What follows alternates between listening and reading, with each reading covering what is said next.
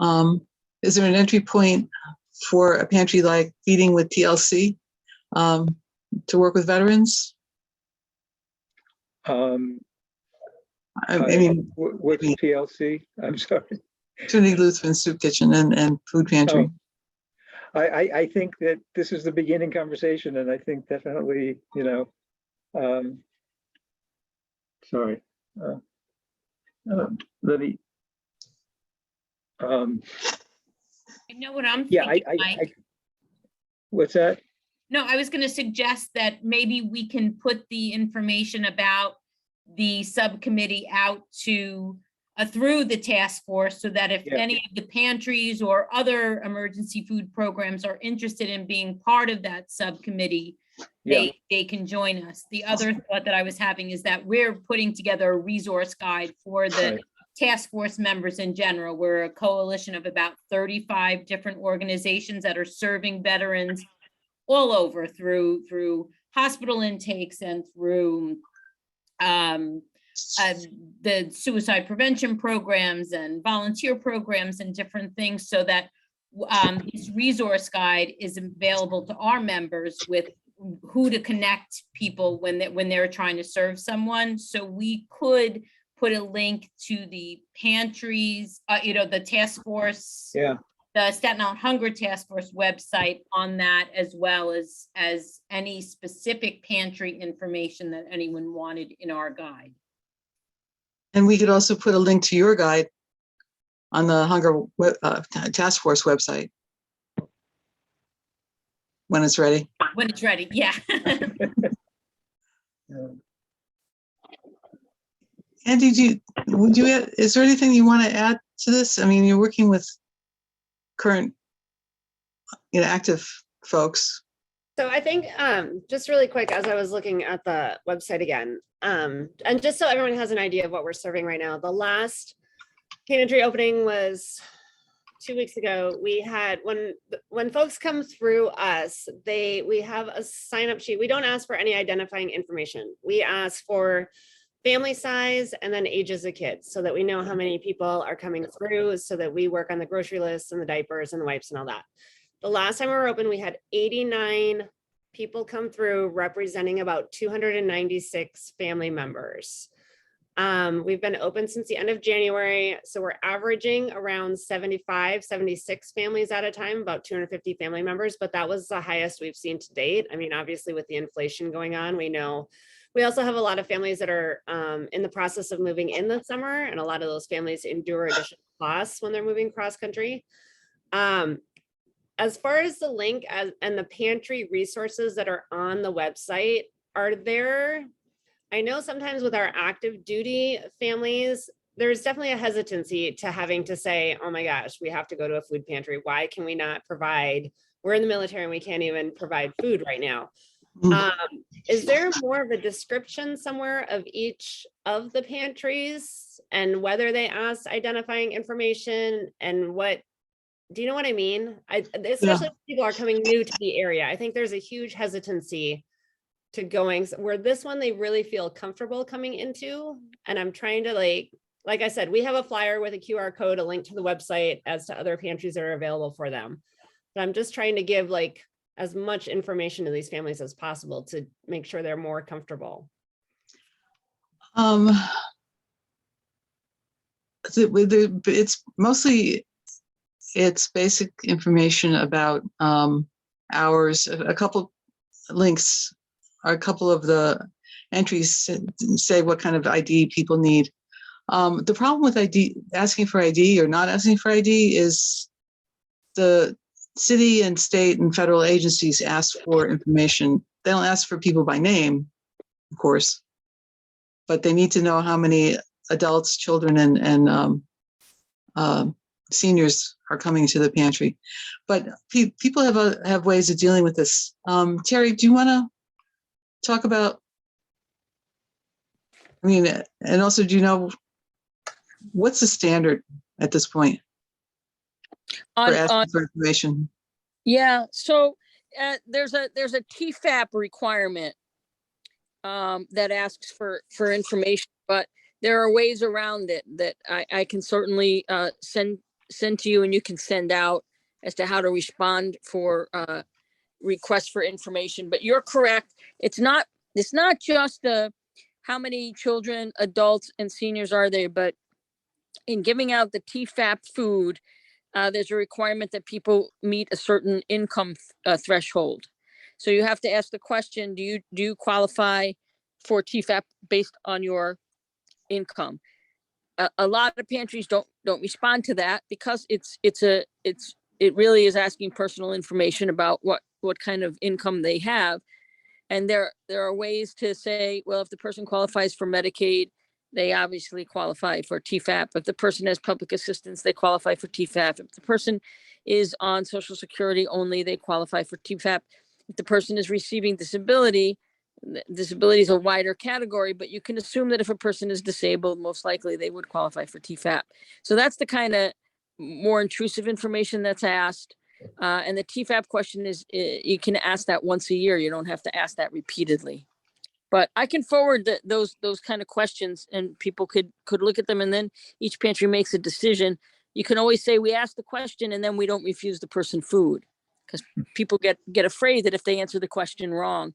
And in fact, in one of the points of my report, when it comes up under committees, I'm going to refer to that directly. I hope that helps. Yeah, it helps if we all manage to do that. I think that's a good idea. We've talked about it a couple of times. Another option, I mean, Andy, I don't think that, is this a question for you, your pantry, or a question for people going to other ones? It's for people going to other ones. We don't ask Don't any, ask. like I said, we don't Yeah. ask. No. One of the things that people can do is they can sign up for the Plentiful app, and I just put that in the chat. That allows people to make appointments to pick up food, so they're not in a long line, and it's a little bit more private. Okay. Any other thoughts? Any other questions? I think this has been very helpful, very interesting. Clara? Hi, sorry, Chris asked me to join this meeting and talk a little bit about the pantry list that we are currently working on. So since the last meeting, I have not received any new information about any pantries to add to the list, but I can just give a little update. For anybody who's who I haven't met before or anything like that, my name is Clara. I work at A Chance in Life, a nonprofit organization on Staten Island, but I'm also helping Chris with compiling a list of all the food pantries and community meals on Staten Island. So the list that is on the pantry's website, that is on the Hunger Task Force's website that was mentioned earlier, just kind of making sure that the information that's on that list is updated. Some of them have changed names or have switched administrations or their hours and things like that. So if we have not yet spoken and you would like to put your pantry on the list or your community meals organization on the list, I have two lists going because I don't want to send people who need, for example, a full meal to a pantry and vice versa. Please, you could email me. I'm going to leave my email in the chat. You can email me and we can discuss. And I can send you an email back with the information that I need. I'm still waiting on some organizations to confirm. I follow up every couple of weeks but still nobody responds. So if you are in an organization and you don't think that you're on the list or that you think your information needs to be changed, I can pull it up right now, but I don't know if we have the time for that. I don't want to take up too much time. Actually, Claire, if you send it to the Hunger Task Force email, Okay.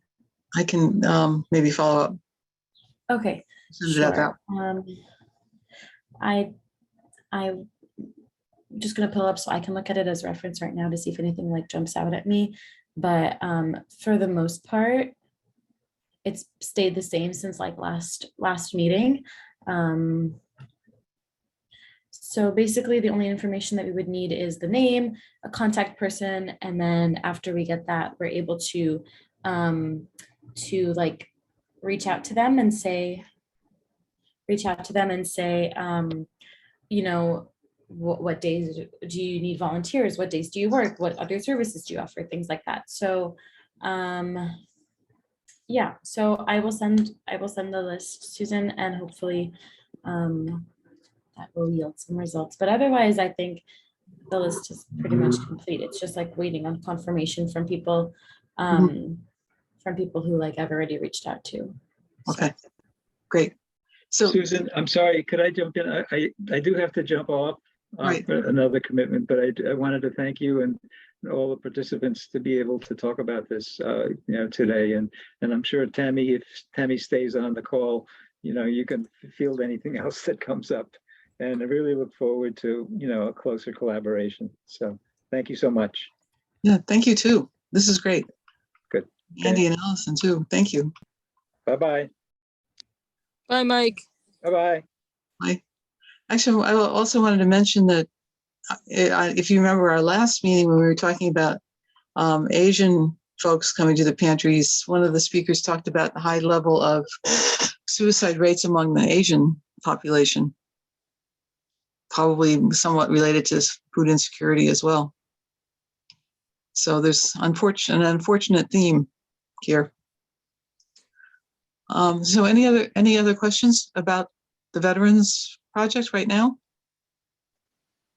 Just to mention, Susan, that we've been doing a project with the veterans for the last 3 years, maybe a little bit more, going back to mid 2019. So we work with about 200 veterans a year, and we do screenings for their benefits, and then we connect them up for additional benefits. Mhm. We've been working through Staten Island, the Veterans Organization, and with Judge Mike Brennan to get this done. And Okay. we do a screening of about 200 veterans that have been identified as vulnerable over the course of each year. Mhm. Okay.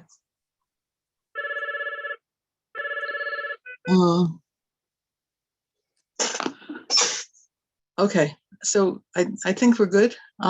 Janice, are you ready to talk about the Cook for Change? Yes. Okay. All right.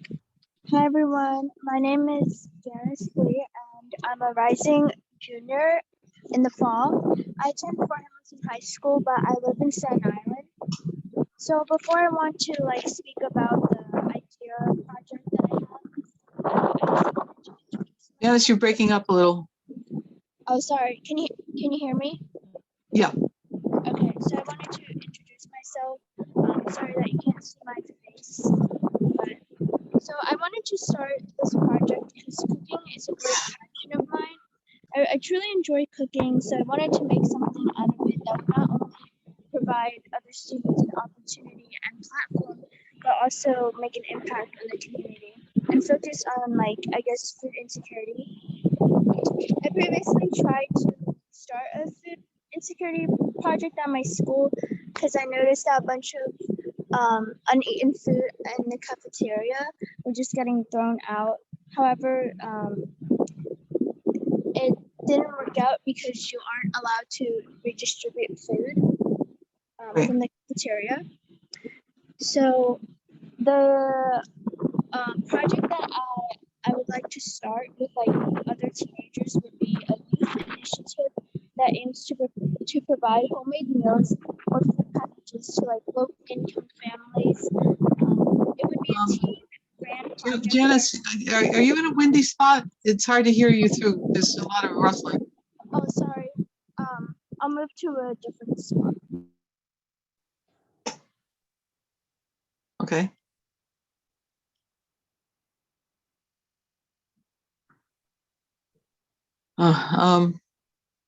Okay, can you hear me now? Yeah, that's better. Okay, so the youth initiative that Cook for Change would aim to provide homemade meals or food packages to low-income families. It'd be like a teen ran project where ideally a group of teenagers would cook at home and provide meals to people in need. For the project, part of it would be also to collect, I guess, snacks and create monthly snack packs for low-income children at elementary schools in the Staten Island community. And Janice, what high school are you in? I attend Fort Hamilton High School, but Which- I live in I live in Staten Island. So it's in Brooklyn, but I go to school in Brooklyn, but I live in Staten Island. Okay. You know what? Why And don't you sorry. write your proposal, and I'll send it out as an e-blast. Okay. So give us some idea of the school, how many meals you plan to make, how often, who you think your audience is, your best clients. You send that to me, I'll send it out, and then we can work from there. Okay. Is that good?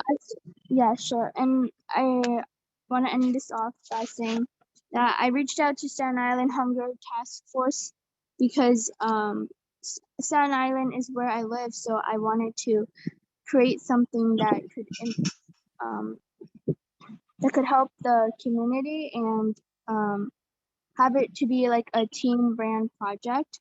'Cause, yeah, and I reached out to you guys and like I guess more established organizations because I feel like you guys could help, I guess, turn this idea into like a reality. Okay. Are you thinking of it just for the next year, or would it be ongoing? It would be ongoing. I plan to like work on this for as long as I can. Okay, good. All right, thank you. Thank And you. send me information and I'll send it out. Okay, so you want me to write like a proposal and Mhm. then I'll email it to you? Yep. All right. That'd be perfect. I have a question. So like the funding aspect of, I guess, this youth initiative, I'm not totally sure about like where I would get funding from or What would the funding be for? Would it be for the pay for the food? yeah, I guess. Or like I guess you can bring those in from like food drives or like donations, but I'm not like totally sure how to like, I guess, set that up at the moment. Well, put that in the proposal too. And we'll figure it. We'll see who can come up with some ideas for you. Okay. Thank you. Thank you. Do you Yep. want me to stay for the entire meeting or? It's up to you. All right. Okay. All right. Bye. Bye, everyone. Bye. Bye. Thanks. Thanks for thanks for having me join the meeting. It was really great to, I guess, tell you guys my idea and Good. yeah, bye. Thanks. Okay. So in terms of the committees, we've already heard from Clara. The governance committee we changed the about us on the website and at the bottom of the emails. So we're going to go look at next steps next. So Terry, it's up to you. Do you want to talk about Food for All, but also we want to try to do a workshop? Yeah, in August. So I have some basic food things that have come up. We haven't had a committee meeting in a while since the gubernatorial debate at the end of April. So I apologize for that, but I'll definitely schedule it before the end of July so we can prepare for August. But this is what I'd like to report that has been happening on the greater New York City food distribution scene. City Harvest ended the Mariners Harbor NYCHA distribution in June, the third week of June.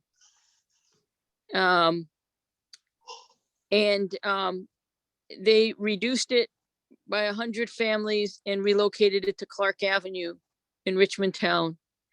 But it's not open for the public. It's open to specific pantries that have already been designated.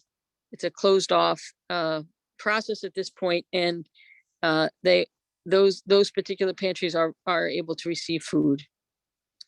City Harvest has reduced the amount of food coming into Staten Island. This shouldn't be a surprise because there's a shortage of food, and the costs of moving produce from farmland into New York City is extremely high. As a result, we've gone back to the quarterly hub as opposed to the monthly hub. And prior to the monthly hub in 2021, we had the weekly distribution of USDA emergency food for the pandemic. So things are slowly going back to the way it was pre-pandemic. I think the need is still much higher than what food is being brought in. Much to our surprise, the community response partnership with Food Bank is suspended. It was scheduled to go on. We showed up on Saturday for our delivery of food. We went from 10 pallets to 8 pallets to 8 pallets to 2 pallets Saturday. And on this past Saturday, no food showed. And we received the call today that the program had been suspended. That Gary, is, what's the program again? it's called the Community Response Partnership. It emanated out of COVID. Right. It's our and chassis for Staten Island. And that's what's really allowed us to do the expanded pantries with the Muslim communities, and we do new mobile sites and new permanent sites. So I'm not sure how that all is going to fall out. I don't know how long it'll be suspended, or what suspended will end up turning into closure.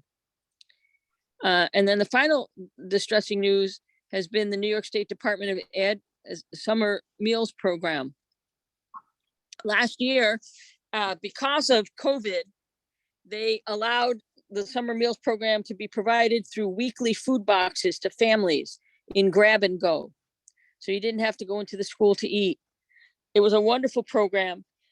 We participated in it, and we distribute food out of New World Prep, El Centro, and out of a yeshiva in Willowbrook that covered all the kosher families on Staten Island.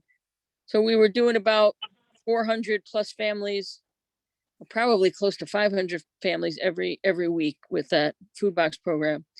They closed it down at the federal level, saying that people could go back in and eat in schools. And then some of the states pushed back, and in pushing back, New Jersey became the first to receive a waiver from the federal government that allowed take-home food boxes.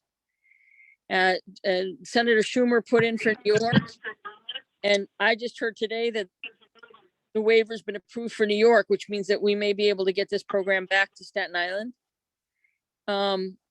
So that's like good news. They're reopening up the portal now that the federal government has granted a waiver to allow people to take the food home. The problem that being faced on the Staten Island front is that they don't define the poverty level for kosher families based on, they base it solely on income level. They don't take into consideration the number of children people have, and the kind of data qualifications for the food boxes actually does not reflect or tell the story of poverty that some and many of these families have. So it's going to be an issue to demonstrate need. You shouldn't have to demonstrate need because this is a pandemic funded food distribution, but they are requesting that, or they're demanding, or they would like, I don't know what the correct verb is, to see substantiation of the poverty level. So that's an issue that we're going to meet with the New York State Department of Education on in the next couple of days. And finally, the White House today had a open forum on culturally appropriate services in food pantries regarding halal distribution and kosher distribution.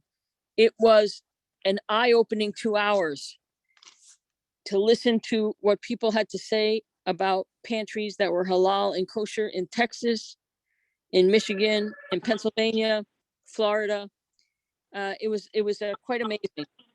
So appreciative of that. I'm going to have the notes from that meeting to us in the next week or so, and would be happy to distribute them so you could hear what some of the issues are that people are struggling with. We looked at cultural barriers. We looked at barriers related to work. We looked at barriers related to definitions of poverty. And we looked at barriers related to the level of funds needed to secure religiously appropriate food. So as soon as they get that report back out to us, we'll share it with the task force. The truth is that there's poverty that is hidden. I have been privy to see it just in our work in the Jewish community in this last 2 years, and it is eye-opening. And it's not reflected, or the story is not told in the kind of statistics that are required both by the state and by the federal government. So it takes us to another level of reflecting on the issue of hunger, how it plays out, how people and families can qualify for emergency food, and how we change the minds or the perception of government in looking at the issue of food-related hunger. So more to come on that White House meeting today. Mhm. Thank you. On the issue of the how to write grants workshop 101. Yeah. We meet as a task force in August? I think we might like to not have a meeting, but have the workshop instead. That would be great. That was exactly my suggestion. It's going to be is at the same time that we normally have the meeting. Let me look and see what that is. Would be the first Monday, right? Yep. So the first Monday in August would be the 8th. So I would be fine for doing the workshop on that day. On the 1st, that would be fine. First, okay. Yeah. Would you need an hour or 2 hours? I mean, normally we're an hour now. I'd really like at least an hour and a half to 2 hours, if that's okay. If we end early, that's all right, but at least leave a half hour for questions. And do it on Zoom? Yes, and I have a really good, I've been working on the slides Okay. because I have nothing better to do. Yes, of course. Okay, All right. thank you. Thank you. That Okay. concludes the report. Any other thoughts? Any other questions? Like, what should we do next? I mean, we're got a lot of information and potential action items. I think the big issue is what Clara is working on. To get the list cleaned up. Yeah. Yeah. So much changed since the pandemic. Okay. So Claire, you here? Sorry, I walked away to close my door and then I heard my name and I ran back. But I heard, yes. I'll send that as soon as the meeting is over. Right. And then also the outreach committee was going to come up with a workshop for the Asian folks and see what we can do to address that. I mean, one of the things that we saw from the map was that a lot of the Asian clients or potential clients are on the East Shore, where there are not that many pantries. You know, I think that there's something we need to look at there. Okay, anything else?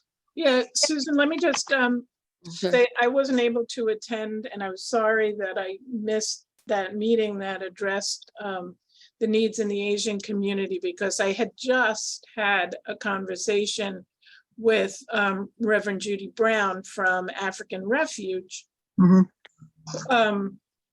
talking about a different program that they wanted to apply to us for. But during the course of the meeting, I asked her what was one of the biggest challenges that African Refuge was facing this year.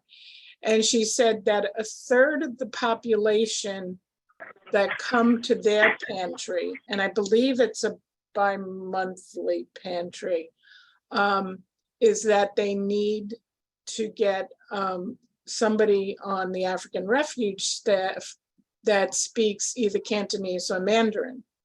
So that was a surprise because, I thought the population that they dealt with was mostly the West African immigrants in the Park Hill area. But like you say, the eastern part of Staten Island's community, large Asian populations, and the family members that are coming to the African Refuge Pantry are mostly the seniors. Mhm. Are coming on behalf of multi-families who are living in one dwelling. And the ID that they're using are benefits cards. And the staff at African Refuge can't really communicate with the seniors who are coming. She says we do our best. Everybody's like kind of pantomiming. Mhm.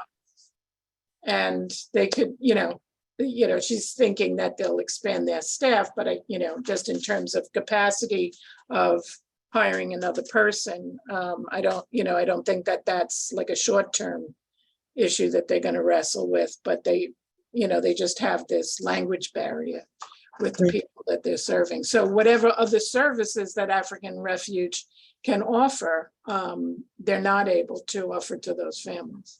Mhm. Just to let you know, we provide the food for a monthly pantry at African Refuge. Okay. We're their food source, and we just hired 2 Mandarin and Cantonese speaking staff. I don't know that they cover African Refuge because this is the first I'm hearing that they have a Cantonese or Mandarin speaking clientele, but that there's no problem. We can send our folks over there. So so then I took the notes that Susan sent out and I sent that on to Reverend Judy and she appreciated that. But Terry, can I connect you to Reverend Judy and just say, we've had this conversation and you two should talk? Can I do that? Sure, absolutely. All right. Excellent. Thank you. Yeah, I think our guy spoke at last month's, Tim Tan, right? Yep. Yeah. Yep. He just invested a month of his life translating everything we have into Cantonese and Mandarin. Oh, wow. I Is- thought it was the same written, but it's not the same written language. Oh, I would have thought too. Is it something that you could share with other pantries, or is it specific Yeah. to hospitality?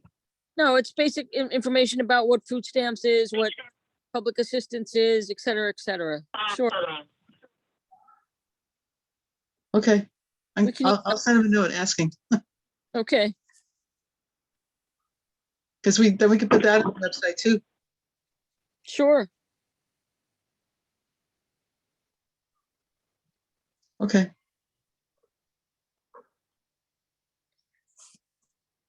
And I also put in an application to Citizens Committee to get to do a project for written materials and also for using phone to translate. And they just sent a note today saying that they didn't fund it. So that's a pain in the neck. Well, I'm going to try a couple other places with that. We certainly can translate the most recent list of pantries. We're working on a translation project now with Staten Island Partnership for Community Wellness, other folks on translating medical mental health referrals in Cantonese and Mandarin. Oh, good. We should get that on the website too. Yeah, well, that's probably be ready till the end of July, until the end of August. A big Okay. project. Whenever. Yeah. Anything is good. The idea of the proposal was that people have Google Translate on their phones. It's not perfect, but if you've got a smartphone, you can use it to translate at least, ad hoc. It's not bad. Better than nothing. Cool. So we were going to try to get money to do the training, for somebody to write the training and then do it. Well, if we can help, we can certainly volunteer to send somebody without having to pay for them. Okay. Okay, anything else? Yeah, yes?